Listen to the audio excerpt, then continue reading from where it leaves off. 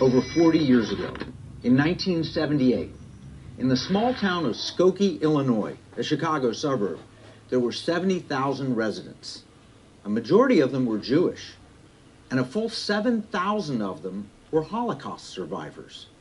Can you imagine that? 1 in 10 people you'd meet on the street had survived the Holocaust. If anybody ever needed a safe space in the heart of America, it would be those people. There was another individual named Frank Collin. He was an avowed Nazi, National Socialist. He wore a swastika on his patch, and he was clearly a racist. In fact, he was complaining about the blacks moving into his neighborhood. He demanded the right to march in Skokie, Illinois. You can imagine the residents were a little bit upset and a little bit intimidated. That was his goal. He tried to march, and the city said, "No, you're not welcome here. We don't want your brand of hate here." But the American Civil Liberties Union, the ACLU, took up his case, and they defended Collin and the Nazis. Explaining his position was the national director at the time, who said, at every step of the way, the same lesson emerged. In a country where free speech generally prevails, it is best to take hate speech in stride. Trying to forbid or violently confront hate speech not only violates established American constitutional principles, those tactics also are counterproductive. In other words, the ACLU was arguing that if you deny free speech to those you oppose, you deny it to everyone. So they took this to the Supreme Court, and guess what? Free speech won. The Nazis were given the right to march. They had a constitutional right to free speech. But they ended up not marching. And that's good news. Unfortunately, the progressive left today no longer adheres to the idea that you cannot ban speech you don't like. Join me in the Economic War Room, where we examine how the economic war has targeted your First Amendment right to free speech.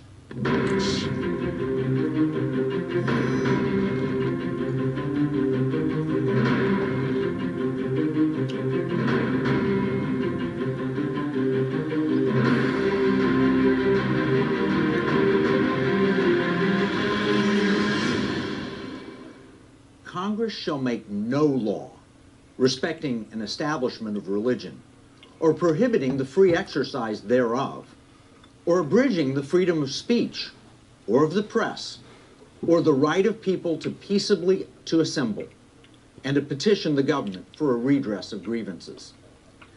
These 45 simple words make up the First Amendment of the Constitution and are the bedrock of rights to protect you from tyrannical government.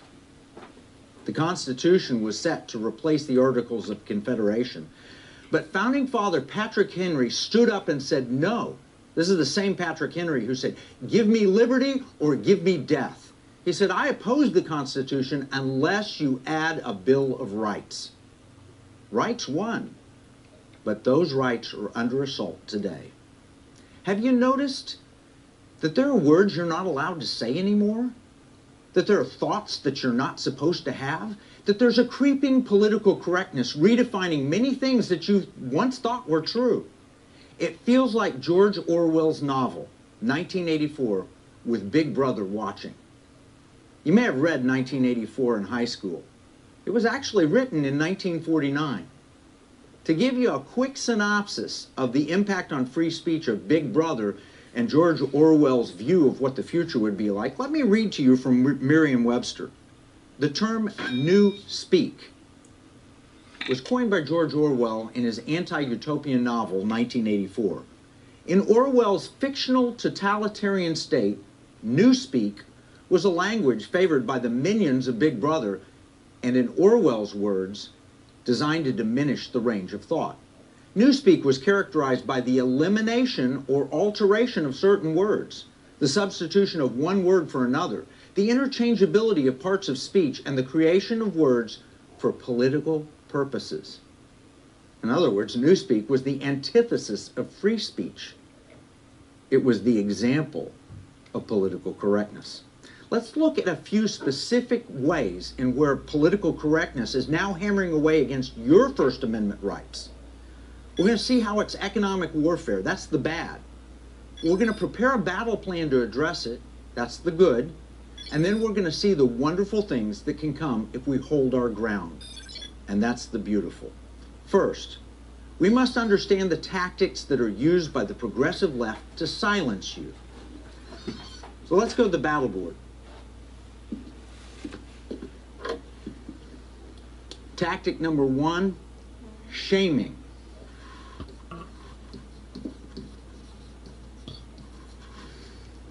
According to Andrew McCarthy, National Review, in protecting rights of all people to worship the way they choose, then Secretary of State Hillary Clinton vowed to use some old-fashioned techniques of peer pressure and shaming so that people don't feel they have the support to do what we abhor.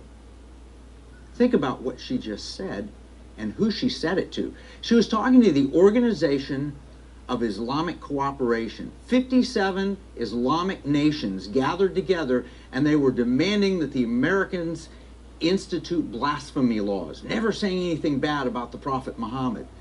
And Secretary Clinton responded, well, unfortunately, we have this pesky thing called the First Amendment, but guess what? We'll protect against blasphemy because we'll shame anybody who ever says anything bad about Muhammad. That was her promise. Well, that's pretty scary. Good news is we do have a First Amendment, and that First Amendment's important. In fact, in Europe, they don't have the same First Amendment. And Elizabeth Sabatich-Wolf was speaking in 2009. She gave a speech, and she was talking about the Prophet Muhammad, and she said, what happens when a 56-year-old marries a 6-year-old and then has relations with her? What is that if not pedophilia? Those were her words. She was convicted in court of hate speech. She spoke about historical truths that were documented in the Quran, and she was convicted of hate speech and forced to pay 480 euros of fines. That's pretty scary. It's also scary when the United Nations plans to crack down on any criticism of mass migration as hate speech, according to Dutch politician and European Parliament Marcel de Graaf. That was November 2018. It sounds like they're banning any form of political speech. You can't oppose anything that someone else feels strongly about.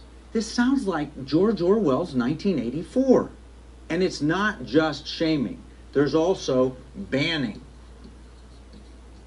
where Facebook bans people from social media access. And I'll give you an example. Here's Franklin Graham in a tweet. He said, last week I was banned from posting on Facebook for 24 hours. Why? Because of a 2016 post about North Carolina's House Bill 2, a bathroom bill. In other words, he was making a political comment. The son of Billy Graham was saying, I don't think that men should be allowed in women's bathrooms. It's a political comment. It was an active campaign on House Bill 2 in North Carolina, and they banned him from Facebook. They said that his post went against their community standards on hate speech. Facebook just made up rules and banned him because of that comment. It's not just Facebook, but also Apple. In fact, Apple's CEO promises to discriminate against views he doesn't like, according to CNS News. Tim Cook, who's openly gay and supported Hillary Clinton in 2016, defended his company's banning of certain speech or news media on Apple's platforms because they violate the values of the company.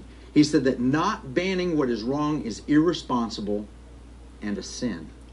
Now look, for full disclosure, I have bought, have sold Apple shares.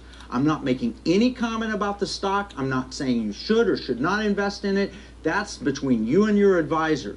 This is merely a commentary on Apple's values and the positions that they hold in the public. Whether you buy or sell any stock that we mentioned, because we talked about Facebook, we'll talk about Twitter, it has nothing to do with this. This is not about investment advice. We don't give personal investment advice on this program. But we do give social commentary. And when the president of Apple says that they're going to purposely discriminate against anyone whose views they don't care for, that's an issue we need to be aware of. Now look, I don't want hate to be promoted. I think Apple has a right to work with certain companies and not work with other companies. The issue is, who defines what's hate? Who decides what's moral and what's immoral? Would Tim Cook ban a Bible app because he disagrees with the Bible? That's the issue. Now, Twitter is also one who is guilty of banning views they don't like. In fact, here from the recent terms of service at Twitter, they ban users from misgendering or dead naming individuals. Do you know what misgendering and dead naming are? Let me read to you. This is from Saber's Edge. It says, misgendering refers to a deliberate decision to refer to a trans woman as a man, and dead naming is the practice of calling a trans person by their given name rather than the name they now choose to identify as. For example, the sentence, Bruce Jenner was a great athlete. Historically true. Bruce Jenner won an Olympic gold medal for the decathlon. Also true. That would break both of the rules and get someone banned off Twitter for speaking a historical truth. It's a fact. With banning from social media, I have two problems. Number one, social media is kind of a monopoly. You don't have a lot of choices when you want to get your message out other than Twitter and Facebook. And monopolies must serve all the people. Can you imagine if they say, we don't like your political party and therefore you can't get electricity, or we don't like your position on this issue so you can't get a driver's license? That's just wrong. A monopoly has to serve everyone. And the second problem with this is there's a huge double standard. I can give you some examples of double standard. Here's one from Liberty Institute, First Liberty Institute, regarding Melissa and Aaron Klein. And they own Sweet Cakes by Melissa. So they're making cakes, they're serving all of the customers. You go in, anybody, regardless of race, background, gender, sexual preference, whatever, they'll serve you. You can buy cookies, cakes, whatever you want. But one couple came in and said, we want you to bake a special cake honoring our wedding. Well, it was a gay couple. And Sweet Cakes, the Aaron and Melissa said, hey, look, we'll bake you anything you want, but we're not putting that message on your cake because we feel it violates our religious convictions. We believe that marriage is between one man and one woman. They said, here's the list of other bakers you can go to. They'll be happy to bake your cake. The problem is the couple sued them. The state of Oregon took up the case. State of Oregon fined them $135,000 and forced them to close their doors. Now wait a minute. Why is Apple able to choose who they work with, but Aaron and Melissa Klein aren't? I think that's a double standard. Here's another double standard. Rutgers had a professor, and the professor wrote on Facebook, I hate white people. Now, never mind the fact that this professor is white. He happened to live in a black neighborhood, and he complained about all the white people that were coming into the neighborhood in which he lived. And he said, I hate white people. Somebody complained, Rutgers investigated, and they cleared him, and they said he had a free speech right to say, I hate white people. Now, why is that hate speech allowed, but other hate speech isn't? I mean, it's clearly hate speech. He said it out loud. I hate white people. By the way, Rutgers exonerated him, and I think he does have a free speech right to his opinion. And he was allowed to have that. But I know this is a double standard. And there's a third double standard, and this one is just almost beyond belief. The University of Colorado at Colorado Springs was approached by a Christian group that wanted to have a campus affiliation. They had students interested in their Bible studies, and they wanted to offer the Bible studies, and they asked for status with the university, like all the other groups that get status. But when they asked for it, the University of Colorado says, well, how do you pick your leaders of your Bible studies? And they said, well, they have to agree with our particular position on biblical truth. Whoa, whoa, whoa, wait. You mean you want to be on campus? What about atheists? Well, I said, no, we would not allow atheists to lead our Bible studies. Well, what about other religions? No, we wouldn't let them lead our Bible studies either. We want them to conform to our views on what the Bible says. Oh, then you're not allowed to be here because you're discriminating. Do you see the double standards? It's whether it's the state of Oregon or whether it's Rutgers University or the University of Colorado at Colorado Springs, it's a double standard. Some people are allowed to discriminate and others are not. I think a Christian group ought to be able to allow Christian leaders only teaching their Bible studies. And the third is punishment, economic punishment.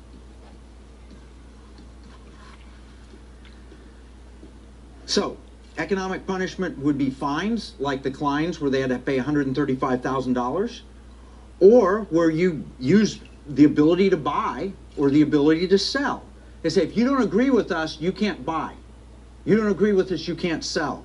Let me read something to you from the Bible, Revelation chapter 13, verses 16 and 17.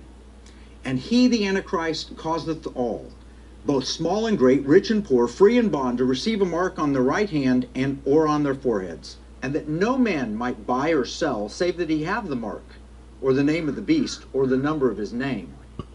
This is the mark of the progressive beast. You must bow to political correctness, or you can't buy and sell.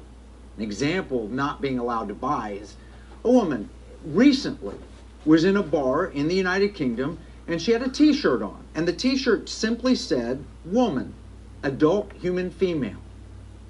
That's a noun. It's a dictionary definition. And yet she was told she had to leave the bar. She was not inclusive. She was offensive. There wasn't anybody in the bar that was actually offended by it. There wasn't a trans person in the bar that's a man that says, now I'm a woman. But people have been so conditioned that to newspeak that they couldn't even accept the literal dictionary definition of a woman, and the fact that she wore it on a t-shirt meant that she was not eligible to buy services, buy food or drink in the bar. That was in the United Kingdom, but it happens in the United States as well.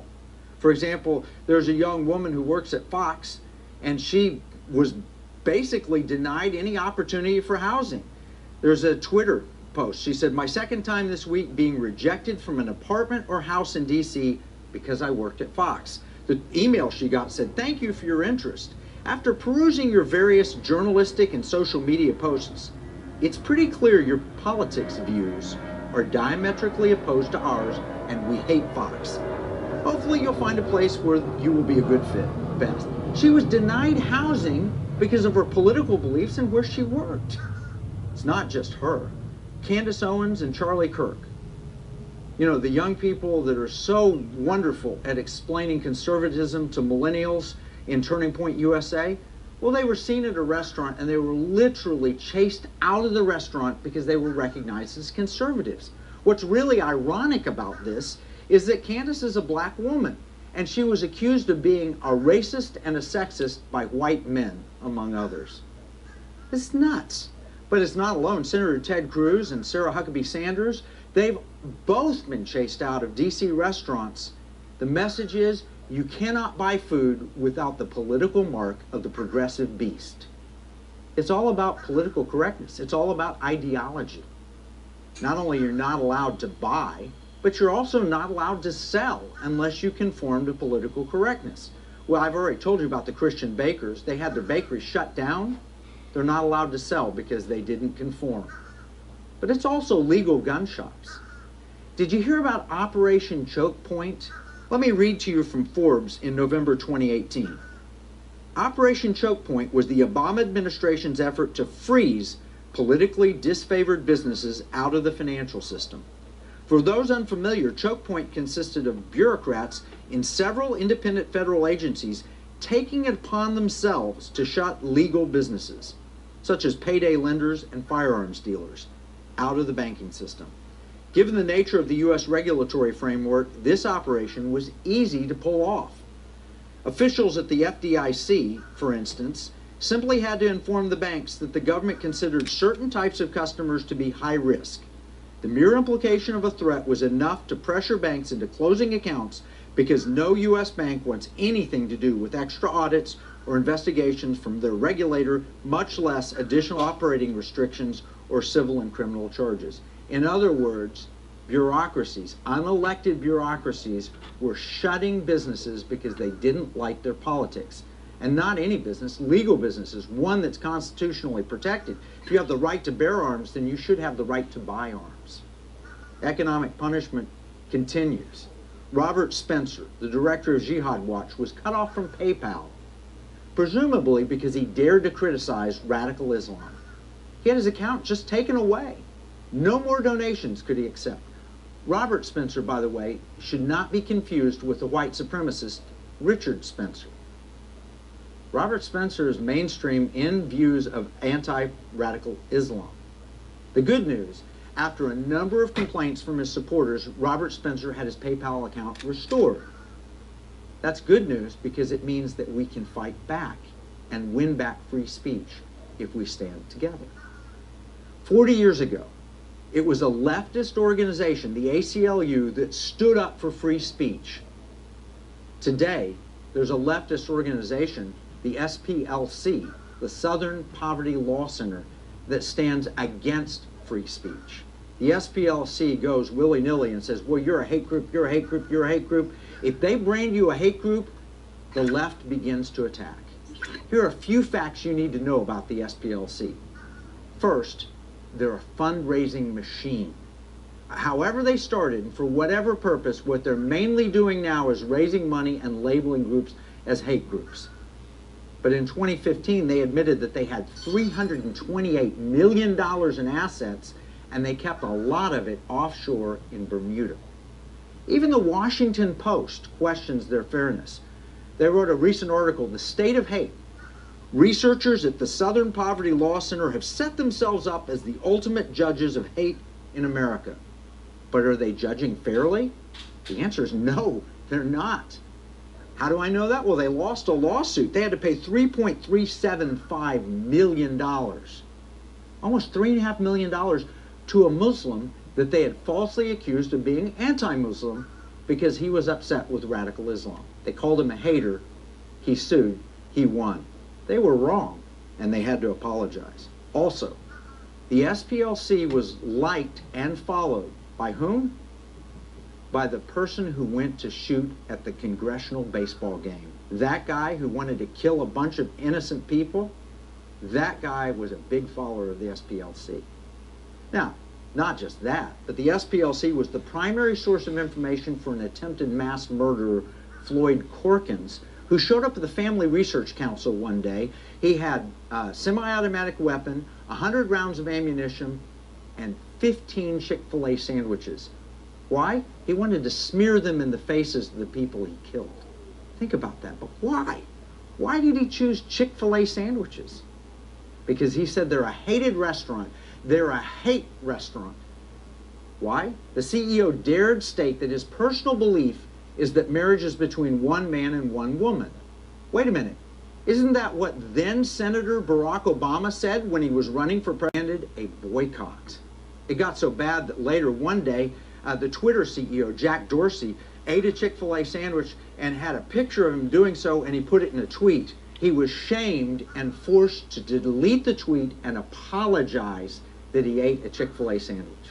This is crazy. This is an economic war on the First Amendment. We're trying to deny people free speech rights, the right to assemble, the right to eat sandwiches. Now remember I said there was a boycott by the left against Chick-fil-A? Guess what? When they tried to boycott, Chick-fil-A had a record day in sales because people turned around and fought back. Let me read from ABC News. Chick-fil-A posted record-setting sales on Wednesday as thousands of people swarmed the chicken chain for Chick-fil-A Appreciation Day, after the chain's chief made anti-gay comments.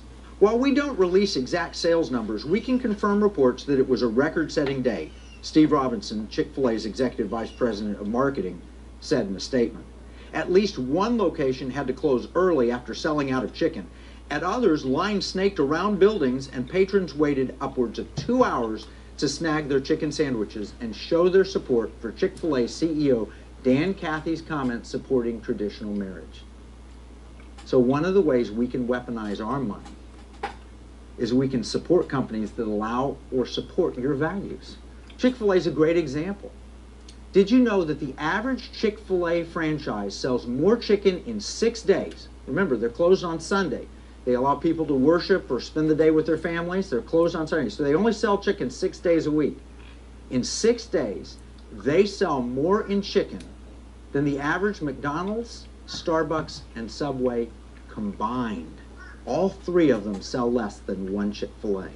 And they take 7 days to do it. So we can support companies that allow and support our values. The second thing we can do is we can avoid companies that oppose our values, both with our spending and our investing. The left does this all the time. And if there's no alternative, you say, well, they're the only ones that I can use for this product or this service. maybe a good entrepreneur should take that as an opportunity to weaponize their money and start a business to compete that will support your values. It could be a great niche. So I'm going to give you some specific examples of companies, not Chick-fil-A, other companies, and I'm not endorsing them. I'm just sharing them as examples. And for full disclosure, I know the CEOs of all of these companies. First one is Cornerstone Payment Systems. Remember we talked about Robert Spencer and we said that he was cut off from PayPal? Well, he could turn to Cornerstone Payment Systems, cornerstonepaymentsystems.com, and they're described as one of the nation's leading independent sales organizations in the merchant processing industry. That means if you have a business and you want to accept credit cards, Cornerstone Payment might be a good choice for you because they might reflect your values. They could be the processing for your business credit cards. And they're probably not going to cut you off if you're a legitimate customer just because you're not politically correct. Second example, Timothy Plan. Timothy Plan is a family of award-winning faith-based mutual funds. For over 20 years, they have existed to help advisors and investors achieve financial goals through pro-life, pro-family approach to investing, not only to benefit the investor, but the broader culture. They're firmly committed to running a mutual fund company with the integrity, excellence, and wisdom that brings honor and glory to their Lord Jesus Christ. Their foundational principle is that God owns everything. That's an example of a company you can invest through. Or Patriot Mobile, patriotmobile.com. What they say is, here at Patriot Mobile, we believe that everyone should have the right to dictate how their hard-earned money is spent. Every dollar that comes through Patriot Mobile goes on to help fund an American organization focused on principles such as family values, honoring our veterans, or helping out first responders. So if you have a cell phone and you need a new provider, you might look at Patriot Mobile and see if their values match your values. That's a way to weaponize your money.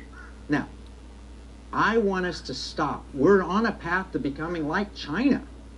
You know what they're doing in China? They just recently banned hundreds of words. Words that are real words in the dictionary. They've been used for hundreds of years, and they said, no, you can't use those anymore. That's just like 1984, Big Brother, just like George Orwell warned us about. It's even gotten so bad that they've forbidden the use of the image of Winnie the Pooh, because a lot of people said he looks kind of like President Xi of China, and he said, I don't like that comparison, so Winnie the Pooh is banned in China. Not only that, but they're sending armed guards door to door. If they see a tweet that you post and they don't like it, because they don't have access to the Twitter platform and can automatically delete it on your behalf, they send somebody to your door and they demand that you delete your tweet. Talk about restrictions on free speech. And finally, if you don't obey and do everything the Chinese government wants, they will lower your social credit score. What that means is they don't like you, you're not politically correct, you're not able to buy, and you're not able to sell. That's where we're heading in America. Let's not become like China. Let's not take on the mark of the politically correct beast. Here's a sad thing. Apple, who's already made it clear that if we don't like your approach, if we think that you're a hater, if we don't like what you stand for, we're not going to do business with you. That Apple has been supporting the Chinese version of internet suppression. From the Washington Post, Apple CEO backs China's vision of an open internet as censorship reaches new heights. Here's a quote. Tim Cook's appearance lends credibility to a state that aggressively censors the internet, throws people in jail for being critical about social ills, and is building artificial intelligence systems that monitor everyone and targets dissent. Who said that? Maya Wang at Human Rights Watch in Hong Kong. The version of cyberspace the Chinese government is building is decidedly dystopian, and I don't think anyone would want to share in this common future. Apple should have spoken against it, not endorsed it. Why would Apple support Chinese suppression? Because they want Chinese sales. It's about the money. China said if you want to do business here, you'll conform. Apple just reported a projected earnings shortfall because of disappointing Chinese sales. It is about the money. China uses it as a weapon to suppress free speech. That's why you need to use your money as a weapon to support free speech. This is an economic war, and we've got to defend the First Amendment. Now, we've shared the bad. The bad is attacks on your freedoms. And we've shared the good, things you can do about it, how you can weaponize your money for freedom. You need to go to economicwarroom.com and sign up to receive the free battle plan for this episode. Now let's take a look at something else, the beautiful. You know the hateful Chick-fil-A, the one that they wanted to boycott and ban and all this? What did they do with the money that they make? Well, from their website, they support first responders, they provide free food at every tragedy, they give very generous scholarships, and they do a lot of community service. Here's what they say: everyone's job at Chick-fil-A is to serve. No matter our title or job description, our reason for coming to work is to generously share our time and talents. Whether it's treating customers like friends or serving our communities like neighbors, we believe kindness is a higher calling. From donating surplus food to local shelters and soup kitchens through our Chick-fil-A Shared Table program, to feeding victims and first responders after a disaster, our restaurant operators give away food all year long to those who need it most. Now, do they mean it? Are those mere words, or do they put their money where their mouth is? Let me share a story from USA Today. And this story was written right after a huge human tragedy. From USA Today in June of 2016. Orlando Chick-fil-A workers reverse Sunday hours policy to feed volunteers. You know, Chick-fil-A takes off on Sunday. That's the day off. But their workers came in on their day off, and here's what it says: the shooting that took the lives of 49 people at a gay club in Orlando over the weekend has sparked an outpouring of support for the LGBT community, including from traditionally conservative fast food chain Chick-fil-A. Some Chick-fil-A employees in Orlando show up for work on Sunday, departing from the normal hours the fast food chain keeps in order to prepare food for first responders and people donating blood to victims of the shooting at gay nightclub Pulse. In other words, this isn't a hate company. This is a love company. They love people they politically disagreed with. They don't agree with the lifestyle, and yet they've never discriminated against anyone from any background for any reason. And they actually went the extra mile to show love to the victims of the shooting at the gay nightclub. The bottom line is, there's an economic war underway. The winner is going to determine the culture and the future of the United States of America. One side wants to suppress free speech. The progressive left wants to ban any thought that they disagree with. They hate those that they call haters.